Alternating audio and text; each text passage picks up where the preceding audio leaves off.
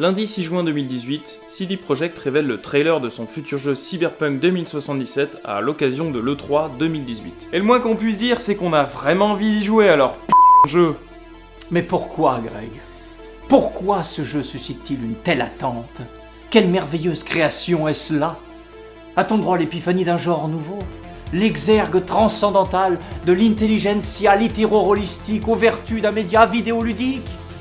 Et surtout, pourquoi ça va autant roxer du poney?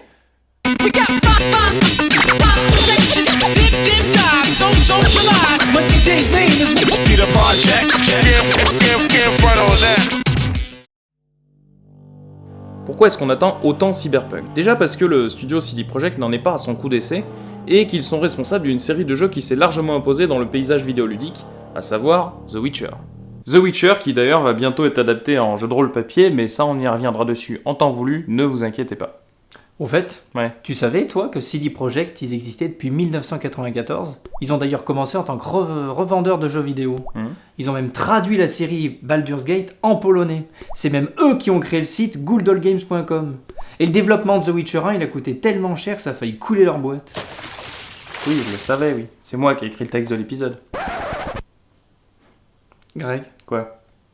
caméra. Ah, c'est... Je peux pas... Ouf. Eh oui. Ah! Oh là là, c'est incroyable comme information. N'est-ce pas? Merci de partager tes connaissances avec moi. De rien. Ensuite, il faut savoir que le projet Cyberpunk 2077, il date pas d'hier. Le développement a été premièrement annoncé en 2012, puis confirmé par un trailer en janvier 2013, arborant la mention « quand il sera prêt ». Intelligemment placé puisqu'effectivement la durée de ce développement aura été particulièrement longue. La raison de cela étant principalement que le développement de The Witcher 3 a monopolisé l'essentiel des effectifs de CD Projekt, ce qui fut plutôt une bonne chose étant donné la qualité du produit final. Enfin, la licence Cyberpunk n'est pas nouvelle, et c'est pour ça que ça va nous intéresser, puisqu'on est là pour parler de jeux de rôle papier avant tout, pas vrai? Cyberpunk 2020 est un jeu de rôle papier sorti en 1988.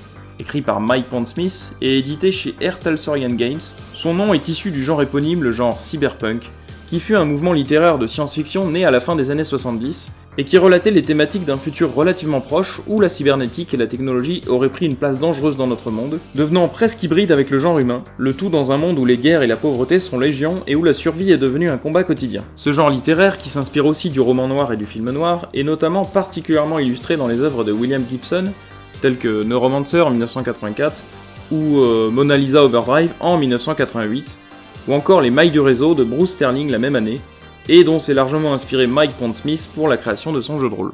A la base, Cyberpunk se déroule en 2013, mais nous allons nous intéresser principalement à la seconde édition qui est la plus connue, et aussi la première à avoir été traduite en français, à savoir Cyberpunk 2020, qui se déroule donc en Bretagne.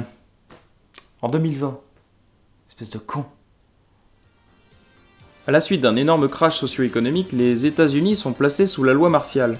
Suite à quoi le gouvernement n'a pas d'autre choix que de laisser les rênes de la gestion du pays à plusieurs méga-corporations privées pour survivre. Celles-ci ont alors littéralement carte blanche pour opérer comme bon leur semble. À côté de ça, les progrès de la technologie ont permis l'évolution de la cybernétique, c'est-à-dire la communication entre l'homme et la machine, ainsi que le développement d'un réseau informatique global sous une forme virtuelle, nommée la Matrice, et dans lequel les hackers sont capables de se déplacer et d'obtenir ce qu'ils souhaitent. L'action se situe dans une ville imaginaire du nom de Night City, mais qui est pourtant localisée en Californie, un peu au sud de San Francisco. Le monde est violent, et il est important de savoir réellement se battre pour assurer sa survie au quotidien. On a alors la possibilité de jouer différentes classes de personnages tels que les Rocker Boys, sorte de stars, les Solos, des techno-guerriers mercenaires, les Netrunners, des pirates informatiques, les Médias, des cyber-reporters, les Nomades, qui sont des rebelles motards, Tiens, c'est marrant, ça fait penser à Starmania tout ça. ou encore les Corporates, qui sont des businessmen. C'est totalement Starmania. C'est C'est Starmania. absolument Starmania. Starmania. Le jeu fonctionne donc sur un système de classes, et l'évolution passe par l'amélioration des compétences mêmes plutôt que par un système de niveau. La résolution d'action est très simple, puisqu'il suffit de lancer un D10 et d'y additionner le résultat d'une compétence et d'une caractéristique pour atteindre un facteur de difficulté fixé par le maître de jeu. Le système de combat quant à lui tend à privilégier l'action violente, et le jeu se veut très létal, car une balle bien placée peut suffire à abattre un adversaire autant qu'un personnage joueur d'ailleurs, ce qui favorise l'aspect tactique des combats. Le jeu a eu droit à 3 éditions, dont la dernière date de 2005, ainsi qu'une campagne faisant le pont entre la seconde et la troisième, Firestorm. En France, le jeu a été traduit et distribué par Oriflamme jusqu'à sa fermeture en 2012. Cyberpunk 2077 sera donc une adaptation vidéoludique de Cyberpunk 2020, mais se déroulant 57 ans plus tard, donc avec une approche certainement bien différente de l'univers. Mike Pondsmith est d'ailleurs de la partie puisqu'il a été nommé officiellement consultant sur la conception du jeu. On est donc en droit de croire que le jeu vidéo aura un lien assez fort avec l'œuvre originale. Cyberpunk a eu une influence non négligeable sur l'univers du jeu de rôle, et nombreux sont ceux qui le citent comme référence aujourd'hui. Ce n'était pas le seul à s'inspirer de ce genre littéraire, puisqu'en 1989 sortait Shadowrun, qui est un bien trop gros morceau pour que j'en parle ici, mais rassurez-vous, il aura aussi droit à son épisode.